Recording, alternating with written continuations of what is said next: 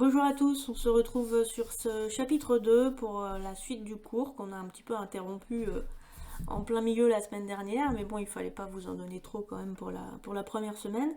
Et donc on va continuer à aborder l'amortissement linéaire, puis je vais vous faire découvrir l'amortissement non linéaire. Il y aura également une grosse partie de cette vidéo qui sera consacrée à la fois à l'enregistrement comptable des écritures d'amortissement et également à la conséquence de ces écritures d'amortissement sur les documents de synthèse, à savoir le compte de résultat, le bilan et l'annexe que l'on va enfin découvrir.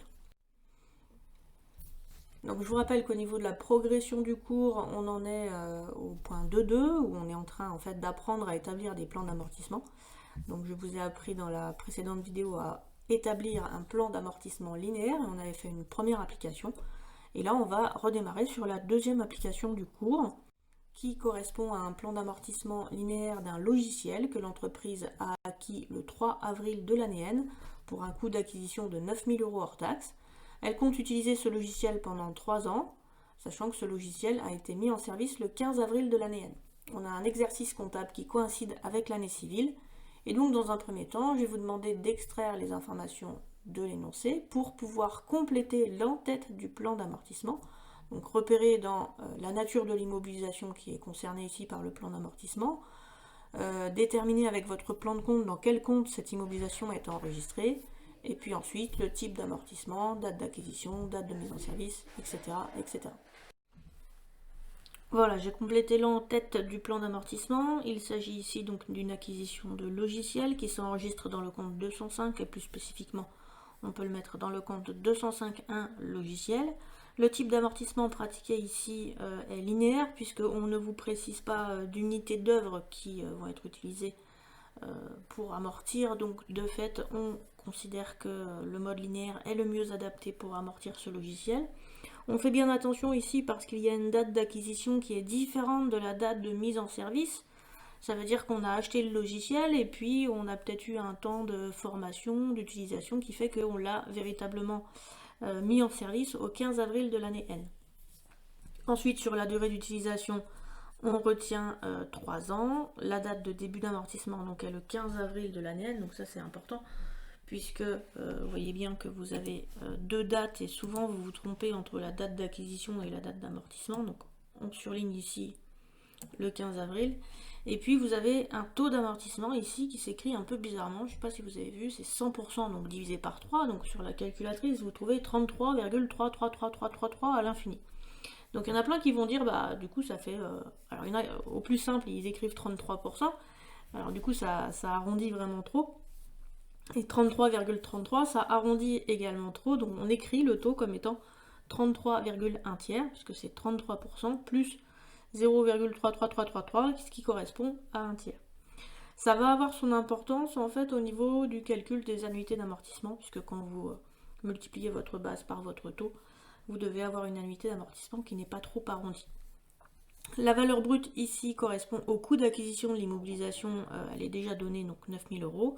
La valeur résiduelle n'est pas abordée, ce qui signifie qu'il n'y en a pas, et donc on va amortir sur une base de 9 000 €. On va donc compléter dans un premier temps les années et la base amortissable de ce tableau. Donc on est sur un tableau d'amortissement avec une acquisition en cours d'année et un amortissement sur 3 ans. Donc notre tableau va comporter 4 lignes, car il y a 3 années d'amortissement qui vont se répartir en fait sur 4 exercices comptables, car le premier exercice et le dernier exercice seront des amortissements en fait incomplets, qui seront calculés au prorata du temps. On peut alors compléter les années, donc qui vont ici de n jusqu'à n plus 3, et la base amortissable qui est constante dans le cas d'un amortissement linéaire. Ensuite, il convient de calculer nos annuités d'amortissement. Alors, vous pouvez commencer, si vous voulez, par calculer la première annuité. Mais si vous voulez que ce soit plus simple, eh bien, commencez par une annuité complète. Une annuité complète, eh bien, c'est celle sur laquelle il n'y a pas de prorata, donc ça va concerner les années n plus 1 et n plus 2. Pourquoi? Parce qu'en N, en fait, on va amortir que du 15 avril au 31 décembre, et en N plus 3, on va amortir que du 1er janvier au 15 avril N plus 3, puisque ça s'arrête à 3 ans. Donc pour avoir l'annuité d'amortissement entière, qui concerne les exercices N plus 1 et N plus 2, eh bien on va tout simplement prendre notre base amortissable, que l'on va multiplier par le taux.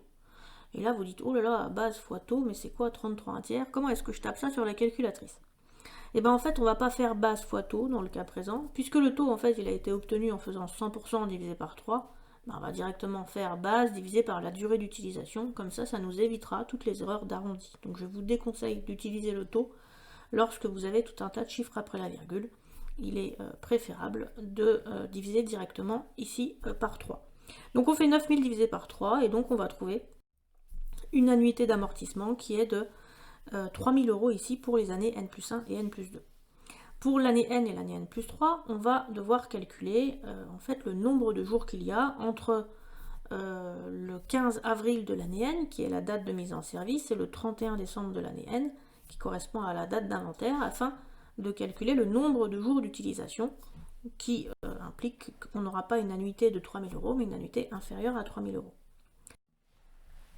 Pour calculer le nombre de jours entre la date de mise en service et la date d'inventaire, on commence par calculer d'abord le nombre de jours d'utilisation pour le mois d'avril. Donc j'ai une mise en service au 15 avril, je vais jusqu'à la fin du mois d'avril, ça me donne du coup 30 moins 15, je fais fin avril moins ma date de mise en service. Et je vais rajouter à ça le nombre de mois d'utilisation qu'il y a entre mai du coup et décembre. Je compte mai, juin, juillet, etc. jusqu'à décembre, ça me fait 8 mois d'utilisation multiplié par 30 jours, puisque je vous rappelle que je considère une année de 360 jours et des mois de 30 jours. Ce qui me donne ici 255 jours. Je vais ainsi pouvoir calculer mon annuité d'amortissement. Cette annuité d'amortissement va se calculer donc en appliquant un prorata de 255 sur 360. À quoi? Eh bien à 3000, puisque 3000 correspond à une annuité complète.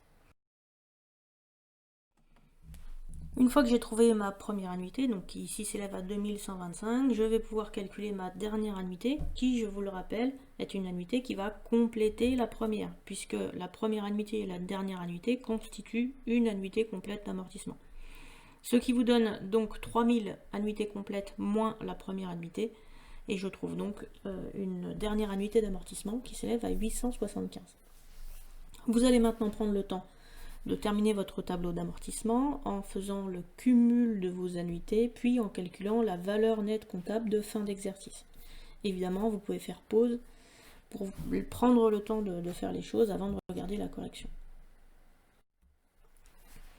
En ce qui concerne les amortissements cumulés, donc pour la première année, on va simplement reporter l'annuité d'amortissement.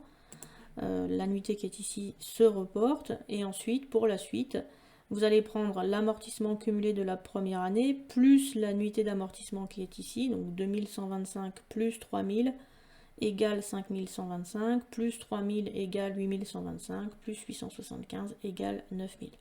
On vérifie à la fin que la somme des amortissements cumulés est bien égale à la base amortissable, et vous pouvez d'ailleurs prendre le temps de surligner cet élément ici pour montrer qu'il est bien égal à votre base amortissable. Enfin, on continue avec le calcul de la valeur nette comptable de fin d'exercice. Cette valeur nette comptable se calcule en prenant la valeur brute, je vous le rappelle. Alors ici, exceptionnellement, c'est la même que la base amortissable, mais ce n'est pas toujours le cas, mais il faut toujours avoir en tête qu'il faut prendre la valeur brute moins le cumul des amortissements. Donc pour la première année, ça vous donne 9000 valeur brute qui est ici, moins les amortissements cumulés. Ça vous donne 6875. Et pour la deuxième année, donc soit il y a la méthode, on va dire celle que je viens d'expliquer, où on fait 9000 moins 5125, 9000 moins 8125 pour trouver tous les éléments que vous avez ici. Soit une fois que vous avez la première valeur nette comptable, vous prenez votre valeur nette comptable, vous enlevez à ça l'annuité d'amortissement qui a été constatée pendant l'année, donc 6875 moins 3000. Ça vous donne 3875. 3875 ensuite, moins l'amortissement qui a été constaté pendant l'année, donc moins 3875. Et 875 moins ici l'annuité d'amortissement, on trouve bien 0. Donc je vous le rappelle, un moyen de vérifier que vous avez bon, c'est de vérifier que votre valeur nette comptable à la fin du tableau d'amortissement est bien égale à votre valeur résiduelle. Dans le cas présent, la valeur résiduelle est égale à 0, donc on est sûr d'avoir bon. Il se peut que dans les exercices, si vous vous trompez, vous allez trouver une valeur nette comptable négative. Valeur nette comptable négative, ça ne se peut pas. Si vous trouvez une valeur nette comptable négative, il y a deux possibilités. Soit vous avez mal calculé votre nombre de lignes dans votre tableau d'amortissement, vous avez mis une ligne de trop, soit votre dernière annuité, vous avez oublié de calculer le prorata, vous avez oublié de faire en sorte que la dernière annuité complétait la première. Donc le cas le plus fréquent, c'est qu'il y en a qui me mettent 3000 ici sur la dernière, et du coup votre valeur nette comptable est négative. Mais ça n'a aucun sens, une valeur négative. Donc du coup, au moins, si vous trouvez ça, marquez sur votre copie, j'ai faux, mais je ne retrouve pas mon erreur. Mais il ne faut pas laisser ce type de résultat dans un plan d'amortissement. Continuons ensuite avec le deuxième type d'amortissement que l'on peut réaliser et que je vais vous apprendre cette année, qui est un plan d'amortissement non linéaire. Jusqu'à présent, on a considéré que les biens que l'on amortissait, les immobilisations corporelles ou incorporelles qu'on a été amené à amortir, elles perdaient exactement la même valeur chaque année.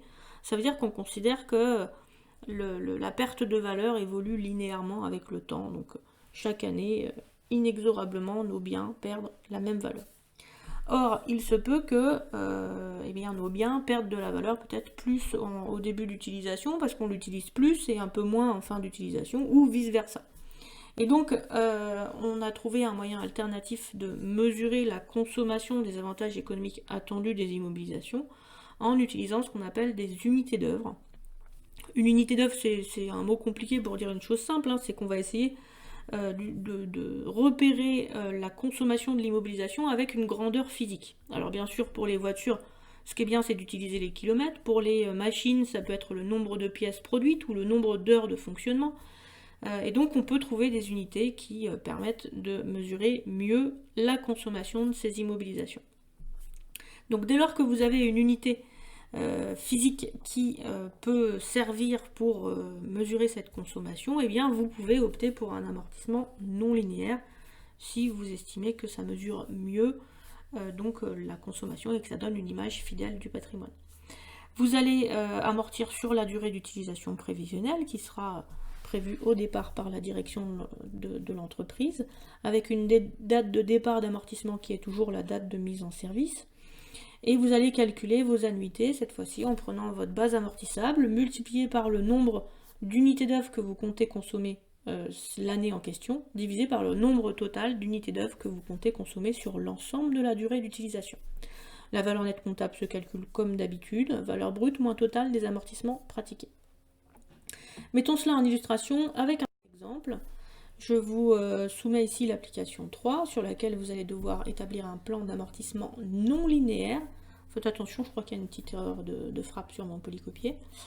Donc l'entreprise Alu a acquis une machine pour 100 000 euros. Cette machine a été achetée et mise en service le 10 janvier de l'année N et sa durée d'utilisation prévue est de 5 ans. Elle est amortie selon le nombre de pièces produites. La valeur résiduelle à l'issue de la période d'utilisation est considérée comme non significative. En complément, on vous donne les productions de pièces prévues sur les années N à N plus 4, donc sur les 5 années d'utilisation qui sont envisagées, ce qui va nous permettre de calculer nos annuités d'amortissement. Donc comme d'habitude, on va commencer par prendre le temps de remplir l'en-tête du plan d'amortissement. Donc je vous invite à aller chercher dans votre plan de compte le numéro de compte dans lequel on enregistre les machines, repérer la nature de l'immobilisation, préciser du coup le type d'amortissement qui n'est plus linéaire mais non linéaire, préciser la date d'acquisition qui manifestement ici est également la date de mise en service, etc., etc. Je vous laisse faire, vous faites pause, vous prenez le temps de le faire et ensuite on regarde la diapo d'après. Alors une machine, ça s'enregistre dans le compte 2154 matériel industriel. Donc j'ai mis machine puisqu'il n'y a rien de plus précis sur la nature de cette machine. Je précise que l'amortissement est non linéaire, mais je précise entre parenthèses la nature de l'unité d'œuvre qui a été retenue pour ce plan d'amortissement. Donc ma date d'acquisition et une mise en service, vous l'avez compris, c'est la même. J'ai 5 ans de durée d'utilisation et j'ai une valeur brute ici qui correspond à ma base amortissable dans la mesure où il n'y a pas de valeur résiduelle. On va ensuite commencer par compléter les années et la base amortissable. Donc vous remarquez ici que j'ai une durée d'utilisation prévue qui est de 5 ans et mon tableau d'amortissement comporte effectivement 5 lignes, à la différence des plans d'amortissement linéaires. Plan d'amortissement linéaire, j'aurais eu 6 lignes puisque j'aurais eu une 6e annuité qui compléterait la première. Mais là, en fait, j'ai mon plan de fabrication qui prévoit déjà que en N, même si j'ai acheté ça le 10 janvier et que j'ai commencé à le mettre en service le 10 janvier, j'aurai quand même 250 000 pièces produites sur l'année N. Donc c'est mon plan de fabrication en fait qui prévoit une utilisation éventuellement incomplète sur l'année. Voilà, donc je complète mes années, ma base amortissable sans difficulté particulière, et à partir de là, je vais avoir besoin de calculer mes annuités. Le premier travail que je dois faire lorsque je calcule mes annuités, c'est de déterminer le nombre total d'unités d'œuvre qui va être consommé sur l'ensemble de la période d'utilisation. En l'occurrence, ici, l'unité d'œuvre correspond à un nombre de pièces. Chaque année, dans le prévisionnel de fabrication, vous savez combien l'entreprise compte fabriquer de pièces avec votre machine. Mais au total, sur les 5 ans, elle va en fabriquer combien? Vous n'avez qu'à additionner l'ensemble des prévisionnels de production et vous obtenez qu'au total, sur l'ensemble de la durée d'utilisation, l'entreprise compte produire 1 million de pièces. À partir de là, c'est extrêmement simple, puisque vous savez que votre base amortissable est de 100 000 euros. La première année, c'est-à-dire l'année N, vous comptez fabriquer 250 000 pièces. Et au total, vous comptez en fabriquer 1 million. Vous allez donc de fait fabriquer 250 000 pièces sur 1 million, donc ça correspond en fait à un quart du nombre total de pièces prévues. Donc vous allez simplement calculer votre annuité en faisant base amortissable, multiplié par 250 000, qui est le nombre de pièces prévues pour l'année N, divisé par le nombre total de pièces prévues sur la durée d'utilisation, c'est-à-dire divisé par 1 million. Pour l'année N plus 1, même chose, puisque j'ai également une production prévisionnelle de 250 000. Donc je vais encore faire 100 000 multiplié par 250 000 divisé par 1 million. Pour N plus 2, dites-moi, réfléchissez au calcul. On va encore faire base amortissable, mais cette fois-ci la production prévisionnelle de N plus 2 n'est plus de 250 000, mais de 200 000. Donc on va faire 100 000 fois 200 000 divisé par 1 million. Cela me donne une annuité pour N plus 2 qui s'élève à 20 000 euros. Je vous invite ensuite à réfléchir aux deux dernières annuités qui se réfèrent chacune à une production prévisionnelle de 150 000 pièces.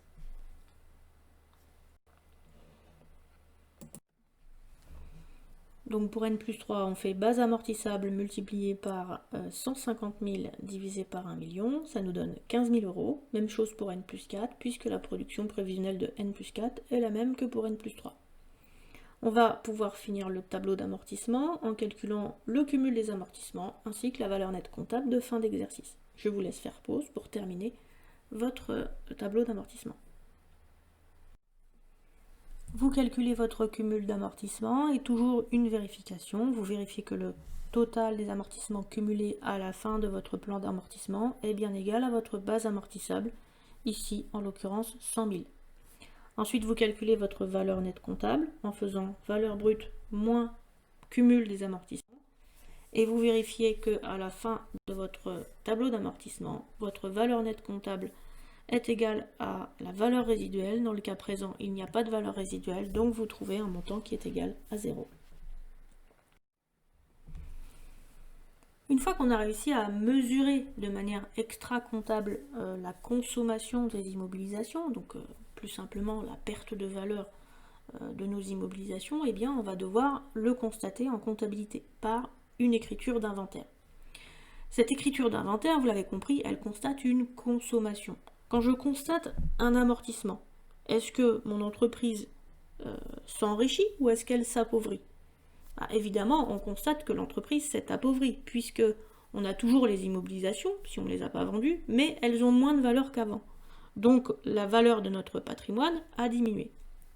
C'est pour cela que chaque année, la valeur des annuités d'amortissement va être comptabilisée par une charge, plus exactement une charge d'exploitation, donc qui va aller à la suite des autres comptes des charges d'exploitation que vous connaissez, comme les achats de matières premières, les achats de marchandises, les autres achats et charges externes, les charges de personnel, etc.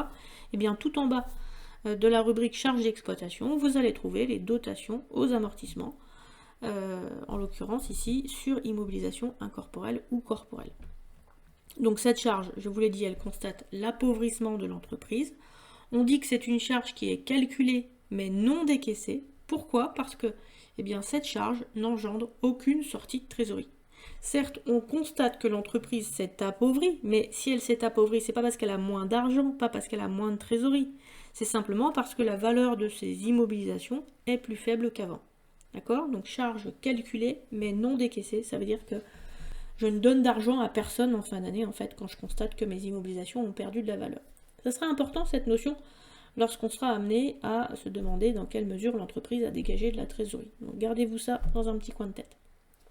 En contrepartie de cette charge, il faut bien qu'il y ait un compte de l'autre côté, puisque débit est égal à crédit.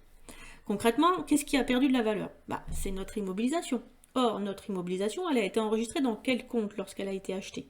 Elle a été enregistrée dans un compte de la classe 2. Donc on aurait envie éventuellement de créditer le compte d'immobilisation. Mais ça, on n'a pas le droit de le faire, en vertu des coûts historiques. La valeur d'origine de notre immobilisation doit toujours apparaître. Donc on va effectivement créditer un compte de la classe 2, mais ça va être un compte d'amortissement relié à notre compte d'immobilisation. Pour avoir le numéro de compte d'amortissement d'un compte d'immobilisation, vous allez prendre le compte d'immobilisation et vous allez rajouter la codification 8 en deuxième position. Ça vous donne les comptes 28 qui commencent tous par amortissement de et au niveau de l'intitulé qui finissent par l'intitulé du compte que vous êtes en train d'amortir. Par exemple, si je veux amortir un matériel de transport, comment je m'y prends pour trouver le compte amortissement du matériel de transport? Eh bien, je vais chercher dans mon plan de compte, vous pouvez le faire en même temps que moi, le compte matériel de transport, et vous trouvez tous le compte 2182. Vous rajoutez un 8 en deuxième position, ça vous donne le compte 2882, amortissement du matériel de transport. Si je veux le compte amortissement d'un matériel industriel, ça c'est souvent qu'on a amortissement du matériel industriel, je vais chercher le compte matériel industriel, qui est le compte 2154. Je rajoute un 8 en deuxième position, ça me donne le compte 28154. Et vous allez me dire, mais ils ne sont pas tous marqués, madame, dans le plan de compte. Non, ils ne sont pas tous marqués. C'est à vous de savoir vous servir de la codification du plan de compte. Donc sachez que pour avoir un compte d'amortissement, c'est toujours un 8 en deuxième position. Allez, un dernier petit exemple. Donnez-moi le compte amortissement des terrains. Et là, vous dites 2811, 2811. Mais non, pas 2811, parce que les terrains, c'est un piège, ça ne s'amortit pas. Vous êtes tous tombés dans le piège, avouez. Un terrain, ça ne s'amortit pas parce que la durée d'utilisation de ce bien est non déterminable. Ah là là, c'est moche de tomber dans tous mes pièges. Bon allez, du coup, on sait qu'à gauche, au débit, on a un compte de charge. À droite, au crédit, on a un compte de la classe 2, donc qui apparaîtra de fait à l'actif. Et donc, vous avez ici, chaque année, une écriture sur laquelle vous constatez l'annuité d'amortissement. Donc l'annuité, bien sûr, pour savoir où la trouver, vous allez dans votre plan d'amortissement et vous repérez simplement l'annuité qui correspond à l'année en question. Allez, on va mettre tout ça en application tout de suite. Pour cela, je vais vous demander de me présenter dans le journal de l'entreprise ALU, qui est l'entreprise dont on étudie les immobilisations depuis tout à l'heure. Je vais vous demander donc de me présenter les écritures d'inventaire relatives aux 3 plans d'amortissement précédents. Écriture d'inventaire que j'aimerais que vous me présentiez à la fois au 31 décembre de l'année N et également au 31 décembre de l'année N+1, c'est-à-dire à l'inventaire suivant. Alors, on commence par le premier plan d'amortissement. Donc vous allez devoir tourner un petit peu les pages dans votre polycopier et vous allez vous référer à votre premier plan d'amortissement. Donc il s'agissait d'un plan d'amortissement qui concernait un serveur informatique. Ce serveur informatique, qu'est-ce qu'il faut repérer là? Il faut repérer pour notre écriture comptable l'annuité d'amortissement de l'année N, puisqu'on vous demande les écritures au 31 décembre de l'année N. Donc je prends simplement un stylo et je vais entourer cette annuité d'amortissement pour savoir ce que je vais devoir reporter dans mon écriture comptable. Dans mon écriture comptable, je sais qu'à gauche il y a une charge et qu'à droite j'utilise mon compte d'immobilisation avec un 8 en deuxième position, qui se transforme alors en compte d'amortissement. J'ai donc besoin également de repérer dans quel compte a été enregistrée l'immobilisation lors de l'acquisition. Donc ici, c'est le compte 2183. Et donc, je sais que je vais devoir, pour constater cette annuité d'amortissement, créditer le compte 28183, amortissement du matériel de bureau et informatique. Je fais la même chose pour le deuxième plan d'amortissement, puisqu'en fait, je vais faire une seule écriture pour toutes mes immobilisations. Dans le deuxième plan d'amortissement, c'est un logiciel. Donc ici, l'annuité d'amortissement qui correspond à la ligne N, vous regardez l'intersection de la ligne N avec la colonne annuité d'amortissement, c'est 2125. et vous allez enregistrer donc cette annuité dans le compte 28051, donc amortissement des logiciels. Et enfin, troisième tableau, on va ici repérer l'annuité d'amortissement du matériel industriel, donc 25 000. Et puisque c'est un matériel industriel, il faudra utiliser le compte 28154. Je n'ai plus qu'à résumer ces informations dans mon écriture comptable. Je vais commencer par remplir la partie crédit, 28 183, 28 051, 28 154. Donc vous repérez les annuités d'amortissement qui sont celles que j'ai entourées dans mes diapos précédentes. Je n'ai plus qu'à additionner la somme de mes annuités d'amortissement de l'année N pour avoir le total de ce que je vais mettre au débit du compte dotation aux amortissements sur immobilisation incorporelle ou corporelle, charge d'exploitation. Je fais la même chose ensuite pour l'exercice N+1. Donc j'ai mes 3 plans d'amortissement et je vais repérer cette fois-ci l'annuité d'amortissement qui correspond à l'exercice N+1. Donc je regarde l'intersection de la colonne annuité et de la ligne N+1. Pour le premier plan d'amortissement, donc le serveur, c'est donc une annuité de 1600. Pour le deuxième, je devrais enregistrer comptablement une annuité de 3000. Et pour le troisième, une annuité de 25 000. Vous voyez, c'est que de la lecture qui va simplement se reporter ensuite dans le journal. Donc dans le journal, justement, vous retrouvez la même écriture que pour le 31 décembre de l'année N, sauf que les sommes changent puisque les annuités d'amortissement ne sont pas les mêmes pour l'année N et pour l'année N+1. Donc toujours pareil que tout à l'heure, ne faites pas avoir, commencez par remplir la partie crédit, et ensuite la somme de tout ce que vous avez mis au crédit vous permet d'avoir le compte de charge pour son total, c'est-à-dire pour 29 600. Voilà pour la comptabilisation des amortissements dans le journal de l'entreprise, comptabilisation qui se fait, vous le voyez, à la date d'inventaire. Une fois qu'on a rempli finalement notre journal de nouvelles écritures d'inventaire, vous savez qu'on va établir une balance après inventaire, balance qui va nous permettre d'établir le compte de résultat, le bilan et l'annexe. Voyons quel est l'impact de ces écritures comptables dans les documents comptables. En ce qui concerne le compte de résultat, je vous rappelle que le compte de résultat regroupe les comptes de charges et de produits. Les écritures comptables que nous avons été amenés à enregistrer juste à l'instant ont mouvementé un compte de charge. En l'occurrence, il s'agit du compte 6811, dotation aux amortissements sur immobilisation corporelle et incorporelle. Il s'agira juste de reporter ce que l'on a mis dans le compte 6811 dans le compte de résultat. En ce qui concerne le bilan, là aussi on va se servir beaucoup des choses qu'on a fait précédemment. Donc dans la première colonne, vous retrouvez la valeur brute. La valeur brute, en fait, c'est la valeur d'origine de l'immobilisation. C'est ce que vous avez enregistré lorsque vous avez acheté l'immobilisation. Donc c'est le coût d'acquisition de l'immobilisation ou éventuellement son coût de production si c'est une immobilisation que vous avez produite. Dans la colonne amortissement et dépréciation, vous reporterez le total de ce qui a été mis dans les comptes d'amortissement, c'est-à-dire dans les comptes 280 ou 281, ou plus précisément, vous allez reporter la colonne cumul des amortissements que vous trouvez dans le plan d'amortissement que vous aurez établi. La valeur nette est la valeur nette comptable que vous trouvez dans votre plan d'amortissement. Elle s'obtient également en faisant valeur brute moins cumul des amortissements. Ensuite, on a un rappel de l'exercice N-1 qui peut être demandé dans la présentation des bilans afin de pouvoir faire une comparaison entre l'exercice N et l'exercice N-1. C'est la valeur nette de N-1 que l'on vous demande de reporter.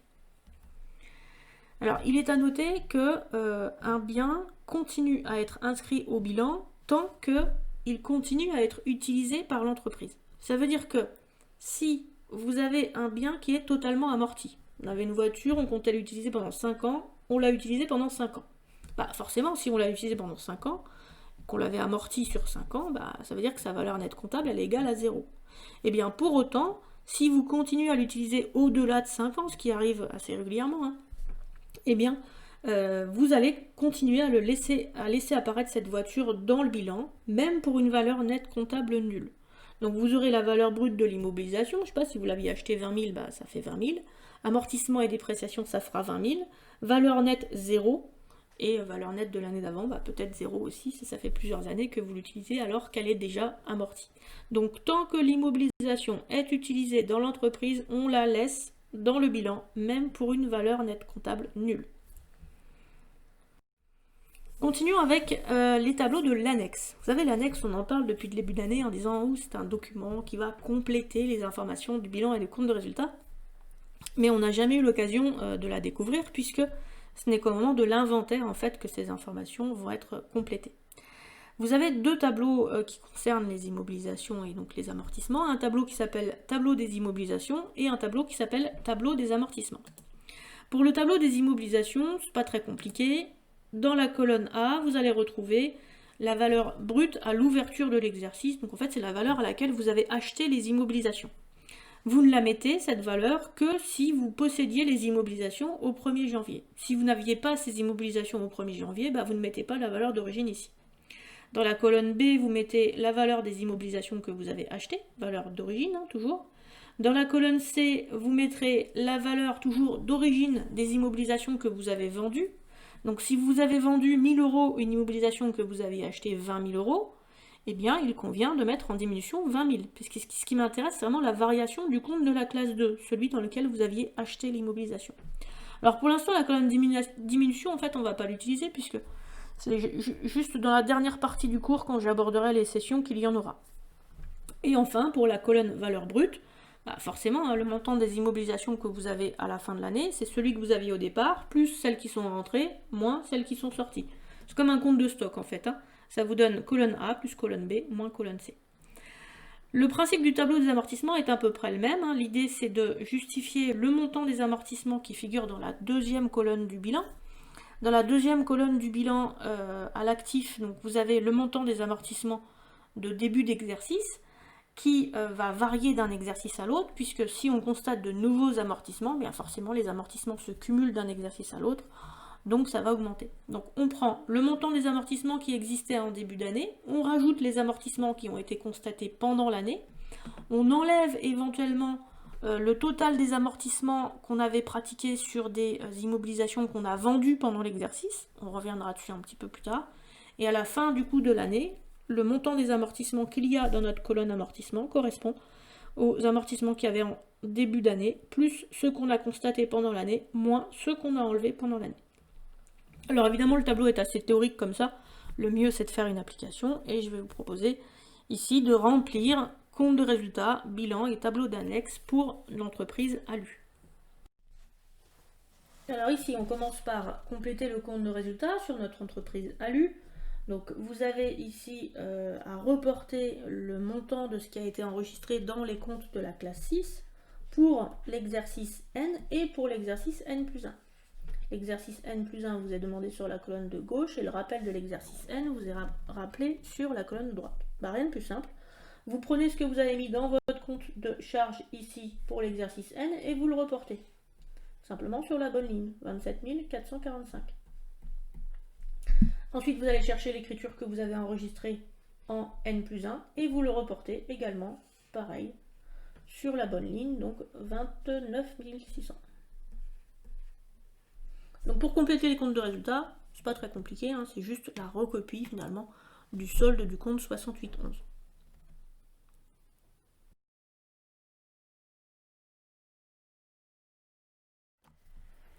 Ensuite, on complète le bilan et pour cela, on va simplement se référer aux informations qu'il y a dans le plan d'amortissement. On va commencer par le premier plan d'amortissement qui a été établi, à savoir un plan d'amortissement qui concernait un matériel de bureau. Le matériel de bureau, c'est un compte qui commence par 218 et les comptes 218 correspondent aux comptes d'autres immobilisations corporelles. C'est pour ça que je vais reporter les informations sur cette ligne-là. La valeur brute de cette immobilisation s'élevait à 10 000 €. Donc je reporte simplement cette valeur qui est la valeur d'origine d'immobilisation, celle pour laquelle j'avais enregistré l'immobilisation dans le compte de la classe 2. Ensuite, je vais reporter le cumul des amortissements pour l'année N, puisqu'on me demande bien le bilan au 31 décembre de l'année N, donc pour une valeur de 320. Et enfin, la valeur nette comptable de fin d'exercice pour 9 680. Je vérifie bien que 10 000 moins 320, c'est égal à 9 680. Je le vérifie là, ça vous paraît peut-être évident, mais si vous vous êtes trompé ici au niveau de votre valeur nette comptable, notamment l'erreur la plus fréquente, c'est d'oublier de tenir compte de la valeur résiduelle. Il y en a plein qui font base moins cumul au lieu de faire valeur brute moins cumul, bah, du coup ça marche pas et ça vous permet en fait de repérer que vous vous êtes trompé précédemment. Donc vérifiez toujours que brut moins amortissement vous donne la valeur nette. On fait la même chose mais cette fois-ci pour l'exercice N+1, donc on prend le tableau qui est en dessous, toujours la ligne autre immobilisation corporelle, et cette fois-ci donc on va toujours reporter la valeur brute qui est de 10 000. Les amortissements et dépréciations, je vais les chercher dans le cumul les amortissements, donc 1920. Et la valeur nette, je la cherche dans la colonne valeur nette comptable 8080. On me demande un rappel de l'exercice N, cette fois-ci je peux le faire puisque il y avait un exercice précédent, donc le rappel de l'exercice N est de 9680. Vous allez faire exactement la même chose pour les deux autres immobilisations, à savoir il doit y avoir un logiciel et un matériel industriel, et vérifier que vous avez les mêmes résultats que moi. Donc évidemment, il faut vous reporter au tableau d'amortissement précédent pour repérer les informations que l'on vous demande dans le bilan. Je continue avec le logiciel, donc logiciel qui a été enregistré dans le compte 2051, c'est une immobilisation incorporelle, donc je vais reporter ces éléments sur cette ligne concession brevet logiciel. La valeur brute de mon immobilisation est de 9 000 €, elle correspond ici exceptionnellement à ma base amortissable, mais normalement je vais la chercher ici, 9 000. Je reporte les cumuls, donc 2125, et la valeur nette comptable, 6 875. Rien de compliqué, hein, je ne fais que recopier les informations de mon plan d'amortissement qui a été établi de manière extra-comptable. Je fais la même chose pour l'exercice N+1, donc ma valeur brute est toujours de 9 000. En fait, elle ne change pas ma valeur brute, hein. Si je ne me sépare pas de l'immobilisation en question, elle reste toujours égale à 9 000. Ensuite, les amortissements cumulés, 5 125. Et la valeur nette comptable, 3 875, avec un rappel de l'année précédente pour 6 875. Ça, c'est pour N+1. Je continue enfin avec mon matériel industriel. Le matériel industriel est une immobilisation corporelle qui s'enregistre sur la ligne installation technique, matériel et outillage industriel. Je cherche ma valeur brute, 100 000. Je suis en N, donc je cherche la ligne N et la colonne amortissement cumulé, ça me donne 25 000. Et ensuite, valeur nette comptable, ici pour 75 000.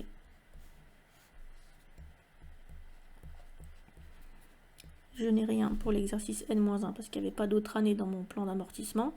Et je continue avec l'exercice N+1. J'ai toujours une valeur brute de 100 000. J'ai désormais un amortissement cumulé que je trouve sur la ligne N+1, colonne amortissement cumulé 50 000. Et j'ai une valeur nette comptable qui s'élève également à 50 000. Le rappel de l'année N-1 correspond ici à l'exercice N, hein, puisque là je suis en N+1, donc l'année d'avant c'est l'année N. Je lis la ligne N, 75 000.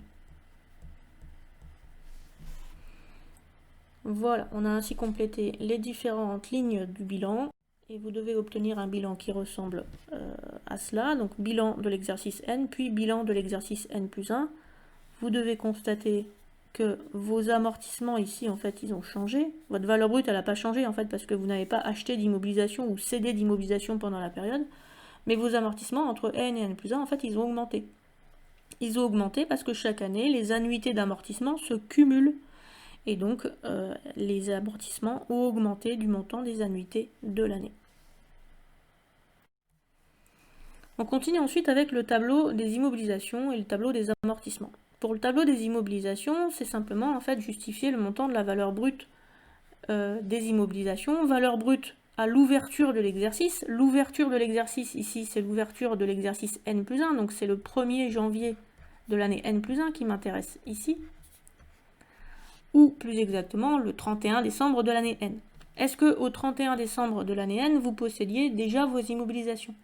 Eh bien oui, vous possédiez les 3, puisque les 3 ont été achetés pendant l'année N. Donc vous allez pouvoir remplir la valeur brute de toutes les immobilisations que vous possédiez en N.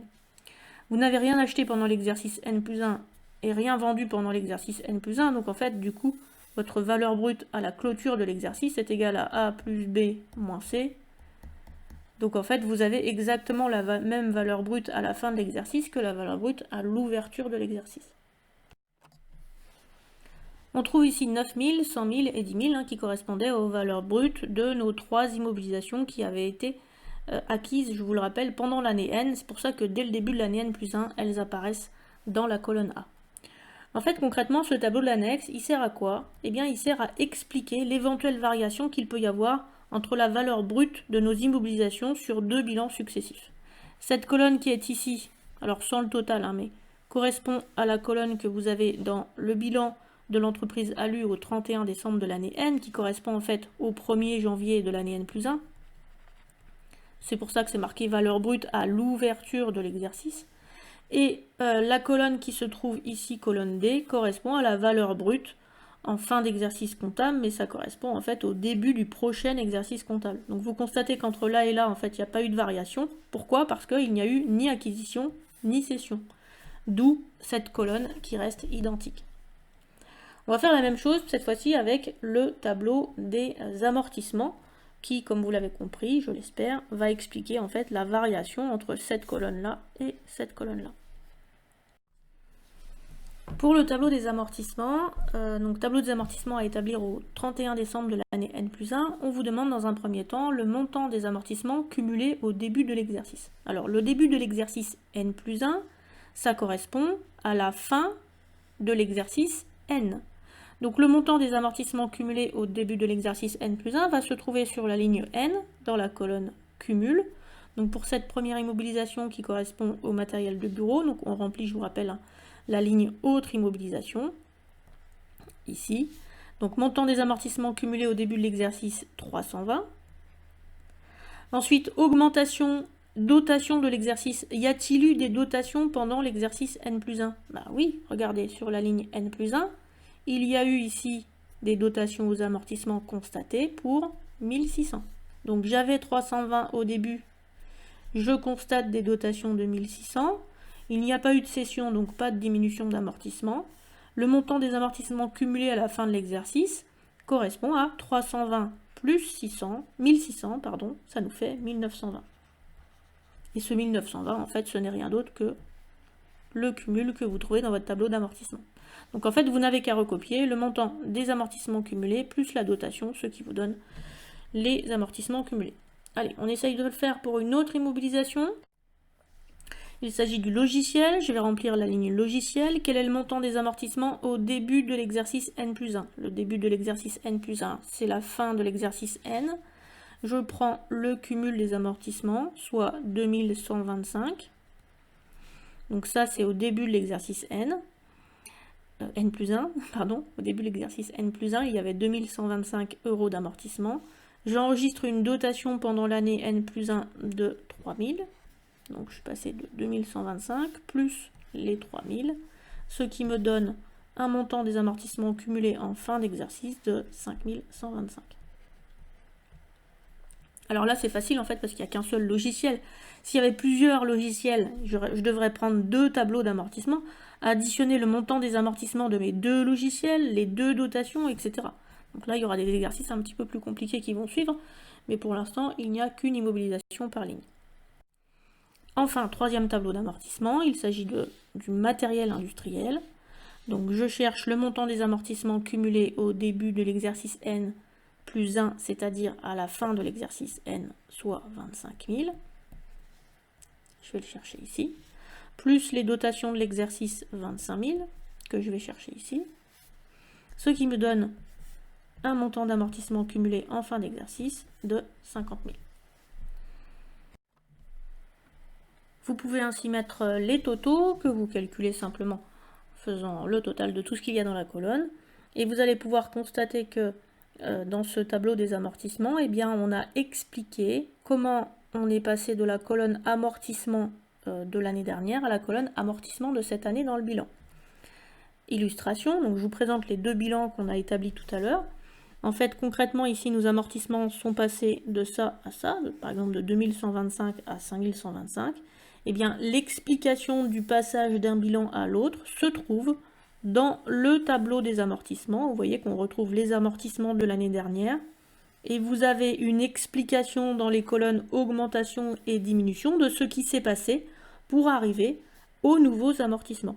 C'est en cela qu'on dit que l'annexe complète l'information du bilan et du compte de résultat.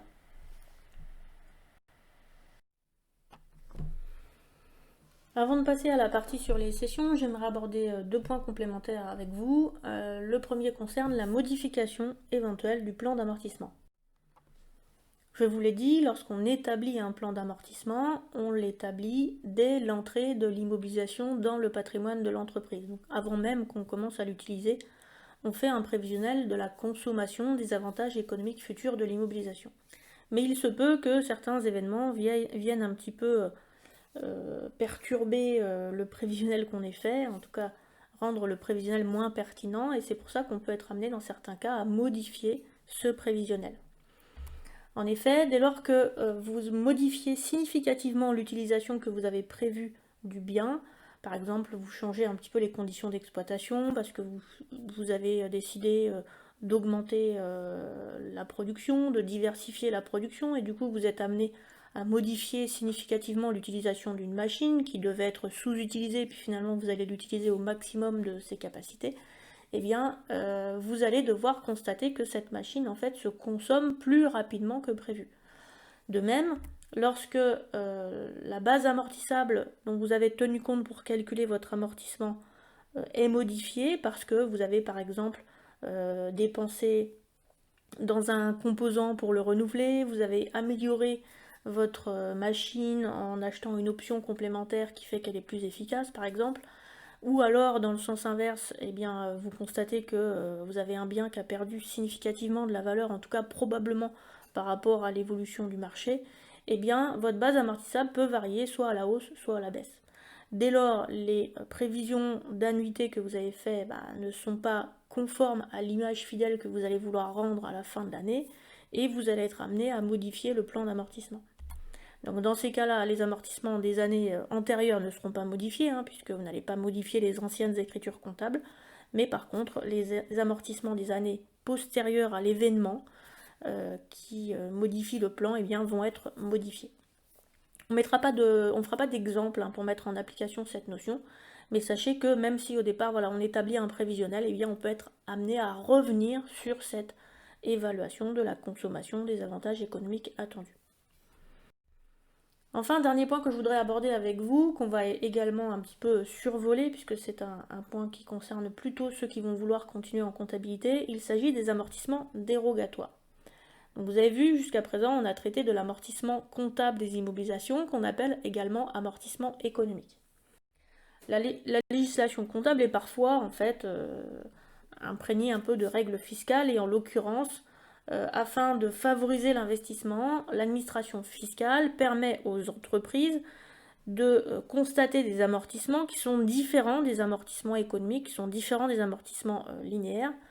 L'idée étant de proposer aux entreprises de constater un amortissement plus important les premières années où vous investissez dans un bien, et de fait, vous aurez un amortissement dégressif, donc il sera plus fort les premières années et moins fort les dernières années. Plutôt que d'avoir un amortissement linéaire, avec chaque année la même annuité d'amortissement, on vous dit, allez-y, mettez plein d'amortissements les premières années, et vous en mettrez moins après. C'est quoi l'avantage? Eh bien, l'avantage, c'est que quand vous constatez plus d'amortissement les premières années, c'est les années où votre investissement, en fait, il n'a pas forcément encore on n'a pas encore les répercussions de cet investissement sur le marché, et donc vous êtes en train de lancer, je sais pas, par exemple, un nouveau produit. On vous permet de constater plus de charges, puisque vous avez plus d'amortissement. Les charges vont faire baisser votre résultat. Si votre résultat baisse, ça va vous faire des économies d'impôts, et donc ça va vous dégager de la trésorerie. Cette trésorerie, vous en avez particulièrement besoin au moment où vous lancez votre investissement. Forcément, il y a un retour de bâton, c'est que si vous amortissez plus les premières années, vous amortissez moins les dernières années. Mais on peut considérer que les dernières années, du coup, vous avez un rythme au niveau de votre investissement, vous avez déjà un retour sur investissement, et vous avez besoin d'un peu moins de trésorerie. Donc les modalités d'amortissement qui sont prévues par le droit fiscal sont tout d'abord un amortissement dégressif fiscal qui ne concerne que certains biens, avec des amortissements qui sont dégressifs. Et vous avez exceptionnellement un amortissement exceptionnel fiscal qui ne concerne également que certains biens définis par l'administration. et qui consiste à pratiquer un amortissement accéléré sur 1 an. Donc vous verrez ça probablement sur le cours de deuxième année de comptabilité approfondie. Voilà, c'est fini pour cette première partie. Donc il nous reste encore une partie dans le cours sur les immobilisations qui concerne la cession des immobilisations amortissables. Donc on va se demander qu'est-ce qu'on enregistre en comptabilité lorsque l'on vend des immobilisations qui ont fait l'objet d'amortissement. Pour l'instant, c'est à votre tour de travailler et de mettre en application donc, ce que l'on a appris dans le cours. Donc je vais vous demander de faire les exercices 2 et 3, puisque le 1, je pense qu'on l'aura déjà corrigé avant cette vidéo. Sauf si vous ne l'avez pas encore fait. Non, si vous ne l'avez pas encore fait, vous faites le 1. Donc 1, 2 et 3 pour vous avancer. Et donc on passera ensuite à la dernière partie de cours. N'oubliez pas de mettre cette vidéo dans vos favoris en cliquant sur j'aime. Comme ça, vous la retrouverez automatiquement dans votre liste de vidéos. Et puis abonnez-vous aux vidéos de la chaîne si ce n'est pas encore fait en activant la petite cloche. Comme ça, vous êtes notifié dès qu'il y a une nouvelle vidéo en ligne. Et vous pouvez bien sûr poser toujours vos questions en commentaire. À bientôt!